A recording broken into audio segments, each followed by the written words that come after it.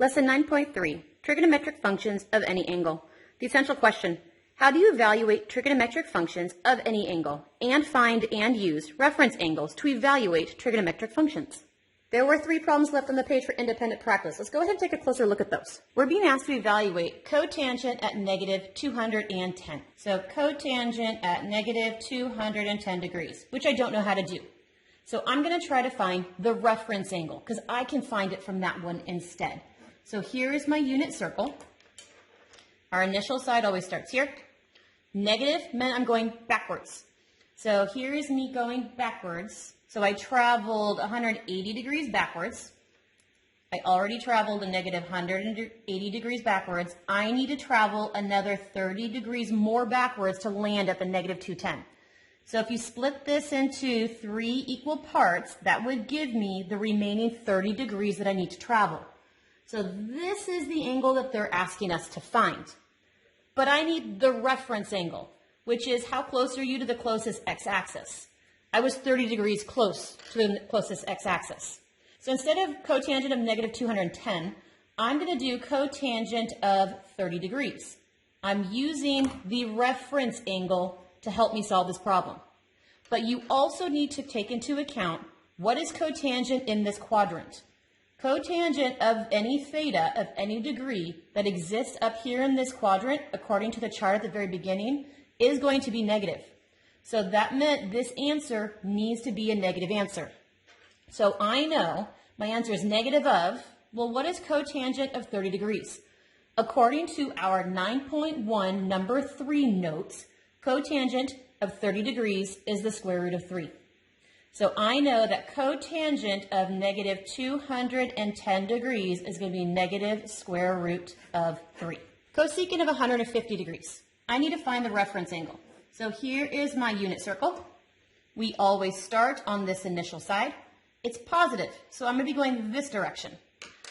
I can go at least 90 degrees, but after the 90 degree travel, I need to travel 60 degrees more to get to my degree.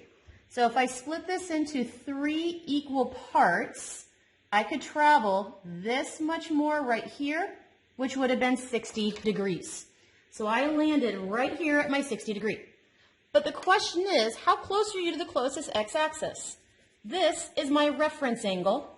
I needed to travel another 30 more degrees to get there. So I am not solving for cosecant of 150 degrees. I'm going to solve for cosecant at 30 degrees. I am using the reference angle to help me solve my problem because I know this one because this is in the chart from 9.1 number 3. But this is in this quadrant. I need to take into account what does cosecant look like in this quadrant. According to the chart, cosecant in this area is supposed to be a positive number. So this is going to stay positive. So I am doing the positive of, well, what is cosecant of 30 degrees? Cosecant of 30 degrees, according to the 9.1 number 3 notes, is 2. So cosecant of 150 degrees is 2. Sine of 690 degrees. So first I need my reference angle. To find my reference angle, I need the unit circle. Here's my initial side. I know that I can travel a full 360 degrees around and still not even be at 690 degrees. So I already traveled a full circle. I need to travel another 330 degrees more to get where I want to be. So here's me traveling another 270, which means I need to travel 60 more after that.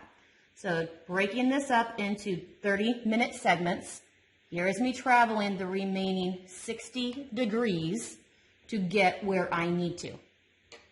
Well, that's if I knew 690. I don't know 690. So we're just going to use the reference point. How much further did it need to travel to get to that closest x-axis? It needed to travel 30 degrees more. So I have sine of 690 degrees, which I don't know how to do. So I'm going to use the reference angle. So we're going to do sine of 30 degrees instead, because that's my reference angle. But I need to take into account that I'm actually over here.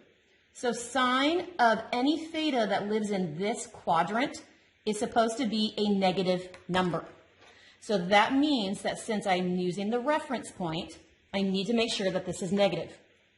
So my answer is negative of, what is sine of 30 degrees? From 9.1, number 3 notes, you know that sine of 30 degrees is a 1/2. So I know that sine of 690 degrees is a negative 1/2.